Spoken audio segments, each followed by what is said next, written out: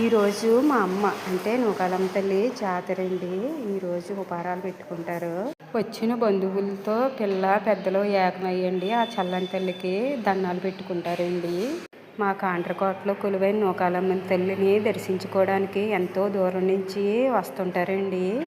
అమ్మ పిలిచిందనేసి అండి భక్తులు మొక్కుకున్న మొక్కులన్నీ తీర్చి మరీ వెళ్తారండి. ఈరోజు రాత్రికి జాగారం అండి. జాగారం అంటేనండి చూడడానికి 2 కళ్ళు చాలవండి. ఇసుకేస్తే రాలని జనమండి. ఇక్కడ ప్రతి చెట్లోని పుట్టలోని కూడా ఆ తల్లిని చూసుకుని నైవేద్యాలు పెట్టుకుంటారండి. అమ్మ కోటి దండాలమ్మ అని మరీ దండం పెట్టుతారండి.